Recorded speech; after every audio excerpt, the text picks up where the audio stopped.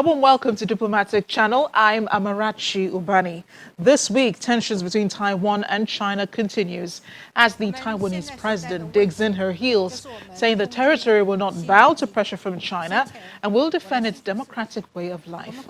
Over the course of last week, Taiwan's defense minister said tensions between the two were very concerning and that he believed that China could attack Taiwan at any time. His concern was based off of a number of Chinese military jets that had flown into Taiwanese airspace for 4 days straight. Taiwan's ally, the United States, said is watching the events and stands ready with Taiwan. Back home, we're focused on bilateral ties, this time with Russia. 2 months ago, the new Nigerian ambassador to the Russian Federation, Professor Abdullahi Shehu, presented his letters of credence to President Vladimir Putin and resumed his duties. Since then, he's met with the Nigerians in diaspora, Russia, during which he stressed the need for stronger collaboration towards actualizing the main foreign policy thrust of Nigeria, which is citizen diplomacy, and the embassy being a facilitating platform to provide assistance needed to attract more foreign direct investment to Nigeria through platforms such as Nido Russia. He's also participated in the opening ceremony of the Russia Halal exhibition, where he inspected various pavilions of Russian, Turkish, and Belarusian products. And in the plenary session of the 7th Machine Building Cluster Forum, big challenges for industry in the digital pandemic era. We'll be talking more about Ambassador Shehu's work later in the program, as well as Nigeria-Russia relations. But first, a quick check on other discussions in diplomatic circles.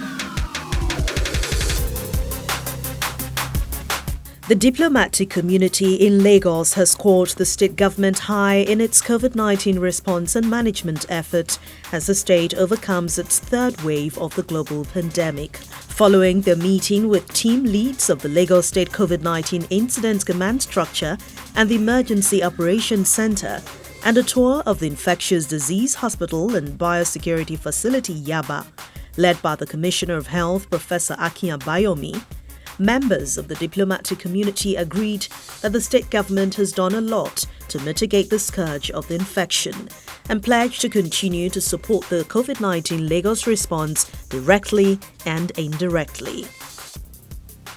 The French Consul General Laurence Montmeron says she is impressed by the biosecurity facilities that were put in place at the IDH by the state government to prosecute the war against the pandemic. The Netherlands Consul General Michael Dielin was also impressed by the biosecurity facility at IDH, but noted that the non-pharmaceutical interventions should continue to be encouraged. The British High Commissioner Ben Llewellyn-Jones promised that the British government will continue to support the Lagos state government in its efforts at curbing the pandemic.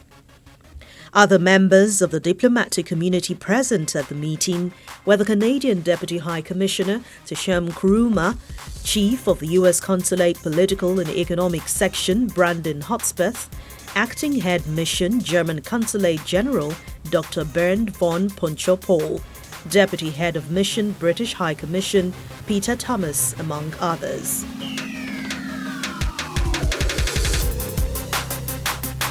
And staying with the pandemic, starting Monday, October the 11th, the UK government says fully vaccinated travellers from Nigeria will be able to enter the country without needing to provide a pre-departure test, undertake a Day 8 test, or self-isolate for 10 days, although there will still be need to book and pay for a Day 2 test. The policy applies to those fully vaccinated with AstraZeneca, including COVID Shield, Pfizer, Moderna, and Johnson & Johnson. A statement from the British High Commission in Abuja further explains that fully vaccinated means that you have had a complete course of an approved vaccine at least 14 days before you arrive in England, and that the day you had your final dose does not count as one of the 14 days. It says you must be able to prove that you have been fully vaccinated under a vaccination program and have a valid proof of vaccination recognized by the British government. However, those not fully vaccinated must take a pre-departure COVID-19 test to be taken 3 days before travel, book and pay for Day 2 and Day 8 COVID-19 tests to be taken after arrival, and a complete passenger locator form anytime in 48 hours before arrival. The Indian Ministry of External Affairs joined Nigeria in celebrating her 61st independence anniversary in New Delhi, hosted by the Nigerian High Commissioner to India, accredited to Bangladesh, Sri Lanka and Nepal, Ambassador Ahmed Sule.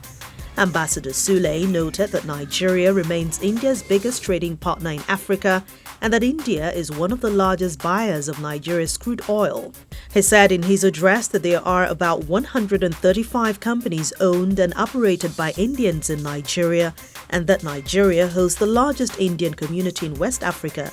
He also noted that Nigeria has huge investment opportunities as it is shifting its focus from oil and gas to tourism, entertainment, mining, agriculture, infrastructure development, fintech, ICT and education, among others.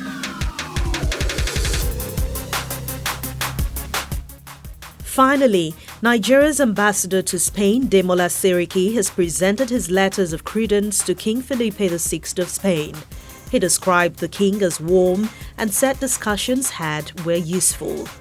Before his nomination in January as a non-career diplomat, he served as Minister of State for Defense under former President Umaru Musa Yar'Adua. He had also served in the Ministry of Mines and Steel Development and in the Ministry of Interior.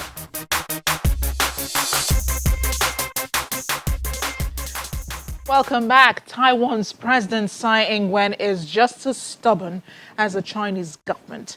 The Chinese President Xi Jinping insists the territory or the island will not bow to pressure from China and will defend its democratic way of life. She made the remarks on Taiwan's National Day, which came after President Xi Jinping vowed to fulfill reunification. China says President Ing-wen's speech is inciting confrontation, but has not ruled out the possible use of force to achieve unification. President Tsai Ing-wen in her speech vowed to uphold democracy and freedom with international partners at an air base in northern Taiwan's Hsinchu on Saturday. Speaking earlier on the same day at an event to commemorate the anniversary of the revolution that overthrew the last imperial dynasty in 1911, Chinese President Xi Jinping vowed to achieve peaceful reunification with Taiwan, but did not directly mention the use of force after a week of tensions with the Chinese-claimed island that sparked international concern. Taiwan reacted angrily to the speech, saying only Taiwan's people have the right to decide their own future, and decried China's coercive tactics. President Xi also said that the Taiwan question arose out of the weakness and chaos of the Chinese nation, and it will be resolved as national rejuvenation becomes a reality. Noting that the Chinese nation has an honorable tradition of opposing and safeguarding unity, President Xi warned that secession aimed at Taiwan independence is the greatest obstacle to national reunification and a grave danger to national rejuvenation. Meanwhile, China has called on the United States to abide by the three China-U.S. joint communiques, stop arms sales to Taiwan, and sever military links with the island.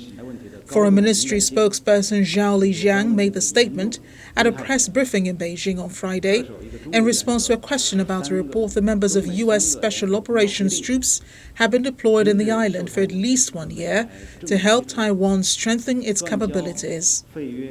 Zhao stressed that the One China principle is the political basis of China-U.S. relations.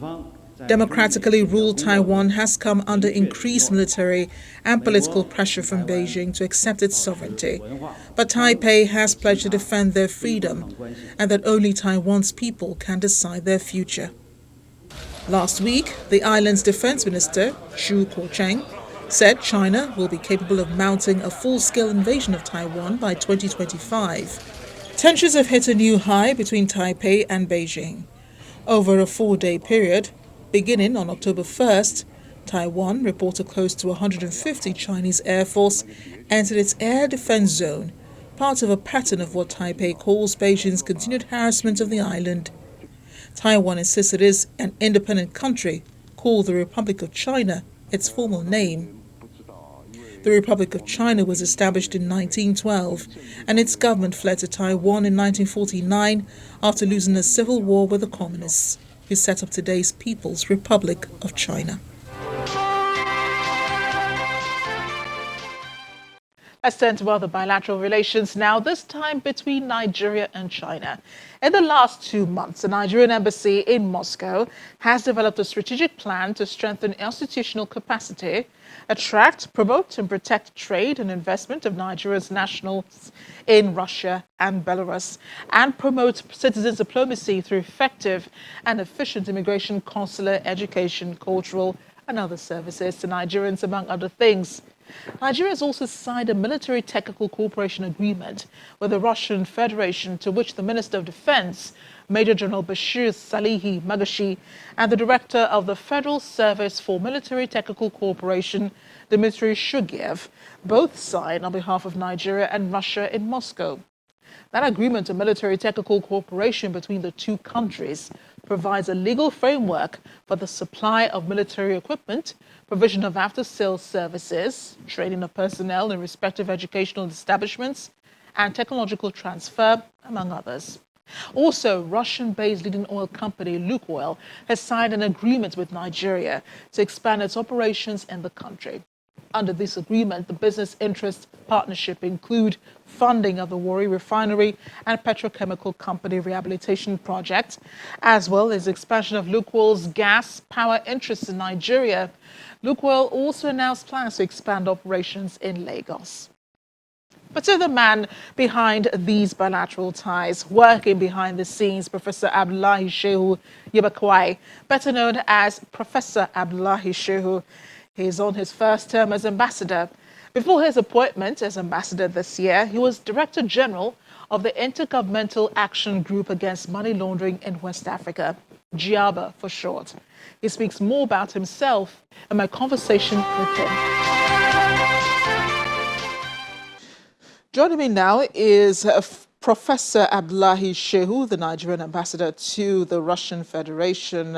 Professor Shehu, thank you for joining me on Diplomatic Channel. Thank you very much for this opportunity to speak to you at last.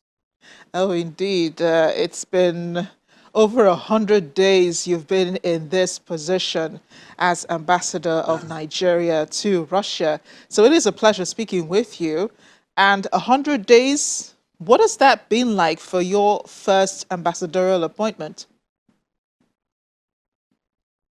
Well, as you know, Amarachi, prior to my appointment as ambassador to the Russian Federation with concurrent accreditation to the Republic of Belarus, I had worked in the Nigerian public service for over 3 decades. 27 years out of this was largely in the presidency.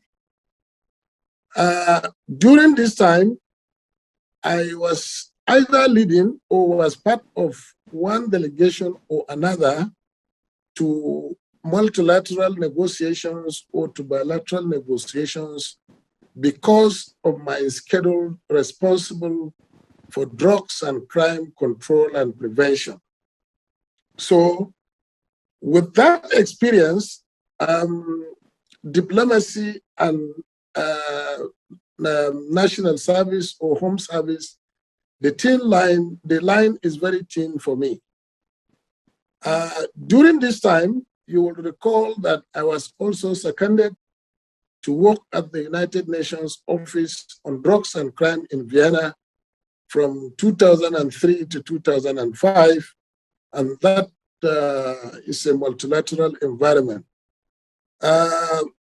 Upon my return to Nigeria, when I assumed duty briefly as a pioneer director in the EFCC, I got appointed as the Pioneer Director General of the ECOWAS Intergovernmental Action Group Against Money Laundering in West Africa, the specialized institution of ECOWAS that is referred to as GIABA.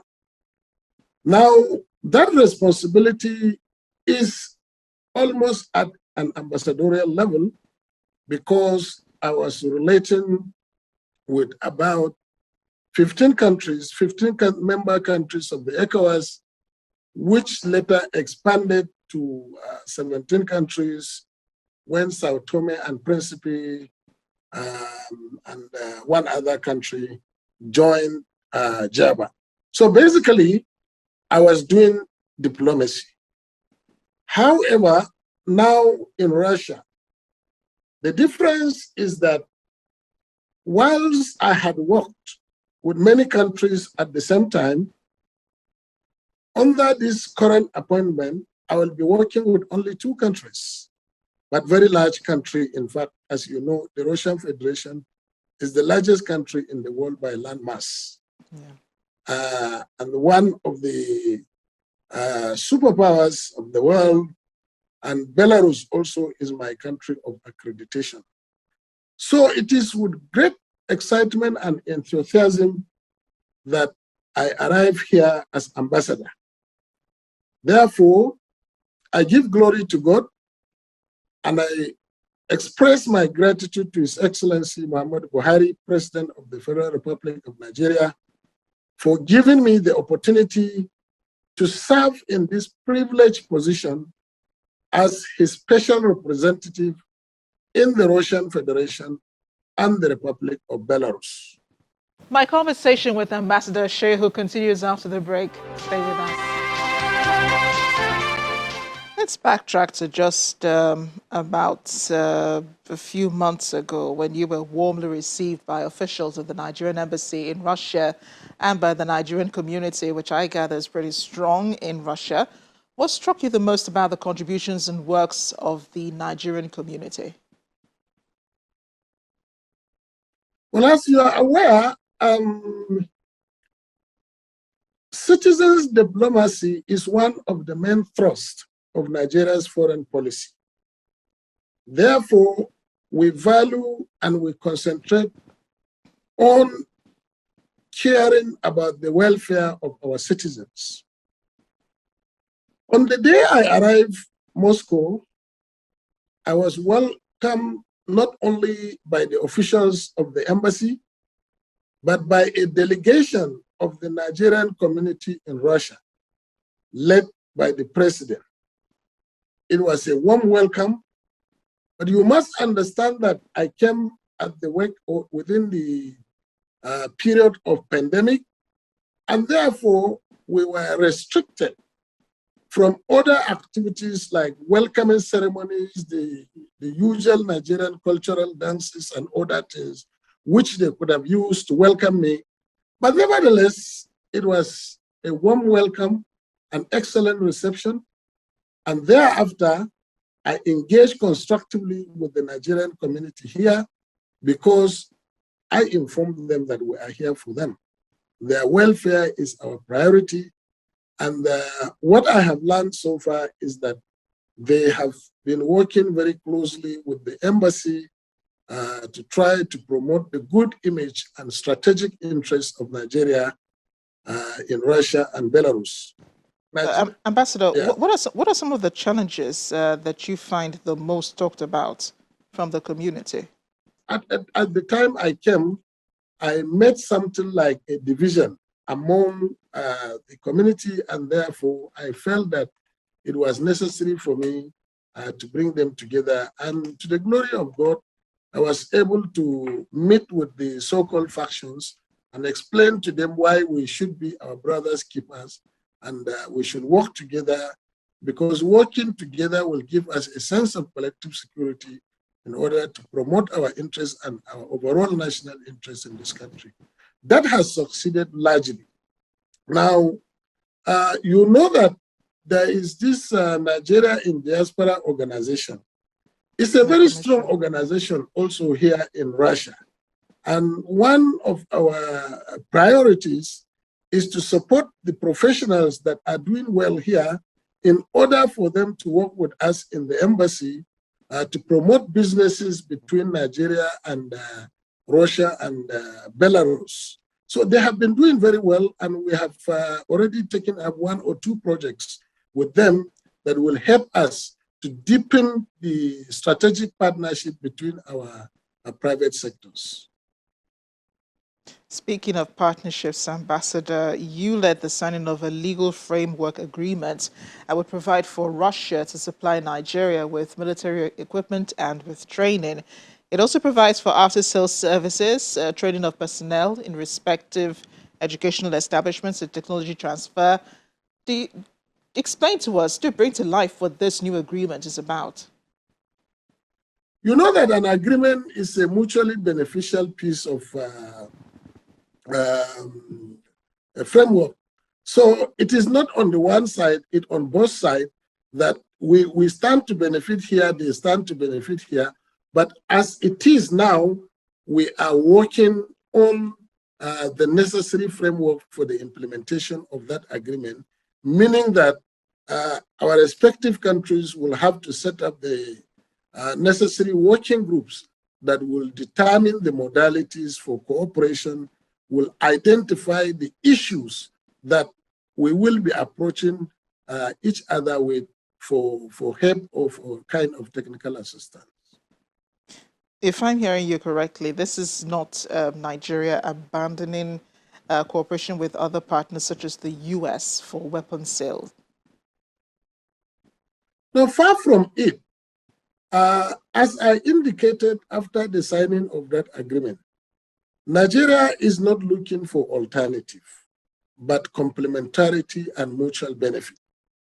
Where we think that our interests can be met, we will explore that possibility and we have no restriction whatsoever. We keep on relating very well with our traditional partners with respect and mutual understanding, and we will also explore other ways by which we can secure what we want to secure in order to address our strategic problems back home. And for us also to be actively involved in international politics. What has trade been like between Nigeria and Russia? I know that Russia was one of the early partners of Nigeria when she became independent in 1960, but it's been quite difficult following up with the bilaterals between the two countries. Can you tell us where we are at?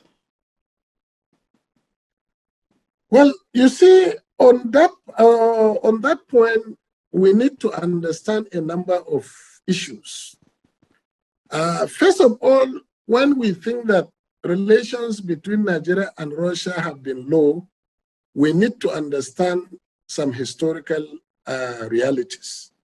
First being that, you know, Russia up initio has not been a colonial power, and Russia is not interested in colonizing any country. And therefore, Russia did not colonize any African country per se. Therefore, there was no contact for a long time between Russia and Africa until after independence. So we must have to understand that this historical reality has molded our own pattern of relations with Russia. So to a large extent, as to the best of my recollection, as of 2001, the volume of trade was not more than $100 million between Nigeria and Russia. But over time, due to a number of factors which I cannot recall here, this has blossomed considerably. And as of today, our trade balance between Nigeria and Russia is about $500 million, which is quite a great improvement on our previous trade. Right. Of course, the trade balance has always been in favor of Russia because of the comparative advantage they have with respect to their specific exports to Nigeria, and also the fact that we are only exporting either raw materials or consumable products like cocoa, like gum arabic, etc., while they're exporting machinery and aluminum products. So basically, these are the factors that have shaped our relations. But most importantly, in October 2019, the first Russia-African summit was held in Sochi here in Russia. And our president, His Excellency Muhammadu Buhari, attended this summit and had a bilateral meeting with His Excellency President Vladimir Putin, and they agreed on a number of strategic issues which we are following up now. Since the holding of that summit, Russia's attitude, Russia's posture towards Africa has been positive and it has increased. And there is constructive engagement between Russia and African countries, particularly Nigeria, in areas that are strategic to us, which we are following through a joint commission. So to a large extent, we can say that the relationship is really, really impressive now. And I can tell you that we have scheduled a joint commission, a joint intergovernmental commission between Nigeria and Russia to be held at the end of October this year. And during that commission, we are going to review a number of bilateral agreements. We are going to review a number of commitments and declarations, which I believe will strengthen the bilateral relations. Yes, Ambassador. Yes. And I'm sure that we will have plenty to talk about then, because I look forward to that conversation with you. Thank you again, Professor Abdullahi Shehu, for speaking with me on Diplomatic Channel. Thank you very much, Amarachi. It's a pleasure talking to you this day. This is where we end the program today. As always, you can reach me using any of the addresses showing on your screen. I'm Amarachi Ubani. I'll see you next time.